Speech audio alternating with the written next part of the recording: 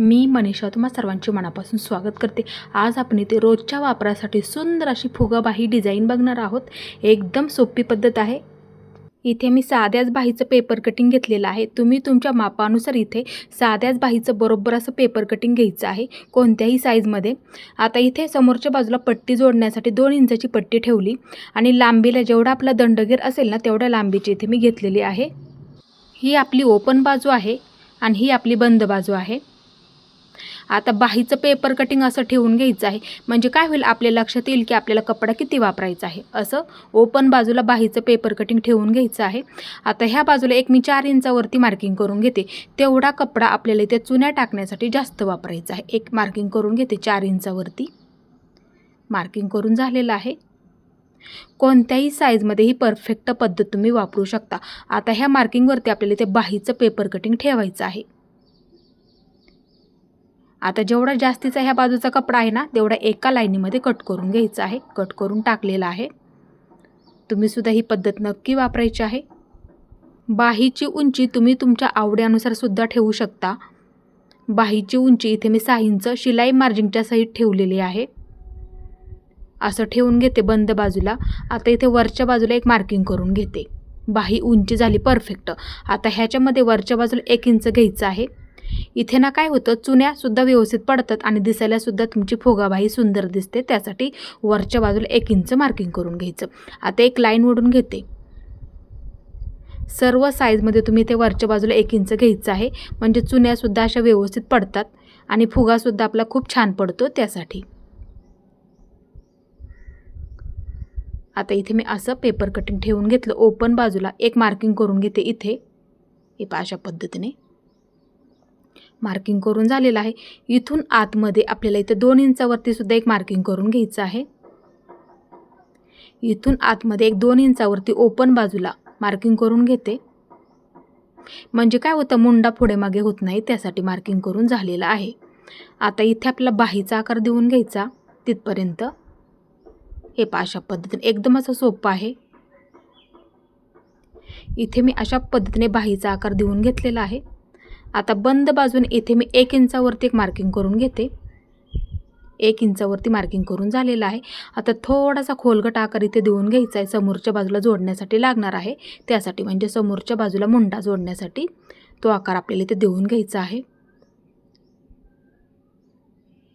ही खोलगट बाजू आहे, समोरच्या बाजूला जोडली जाते असं मार्किंग करून ठेवायचं।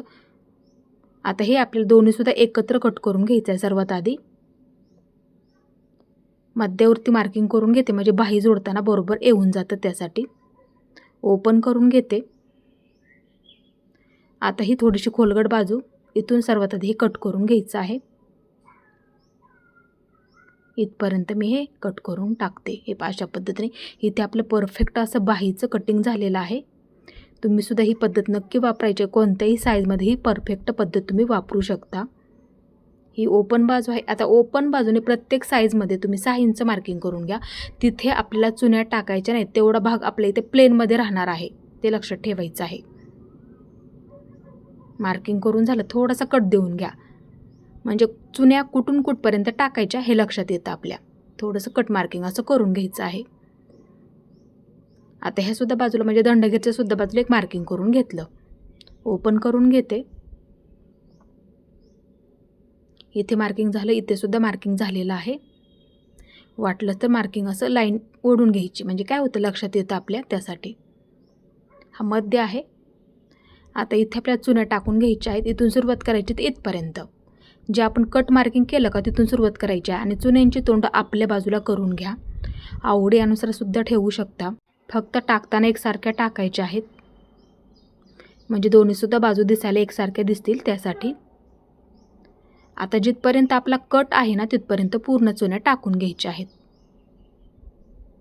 पूर्ण चुन्या टाकून घेतलेल्या आहेत, बघू शकता एक बाजू परफेक्ट झालेली आहे। आता कपडा फिरवून घेतला।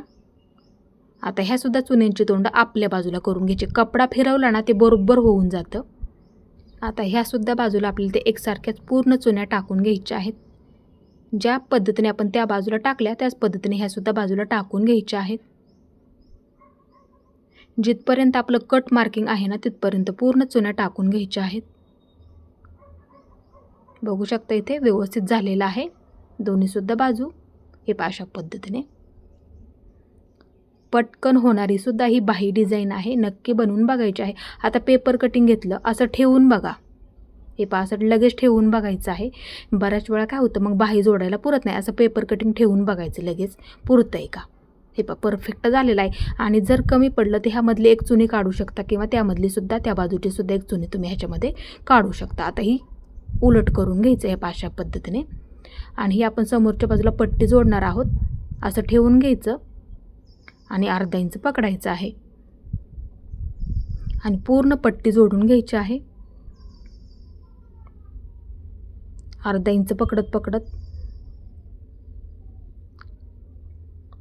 इथे मी पूर्ण पट्टी जोडून घेतली. जेवढं शिल्लक असेल तर कट करून टाकायचं आहे. दाबटीप टाकून घेते. दाबटीप देताना बरोबर आपली इथे पट्टीवरती आली पाहिजे.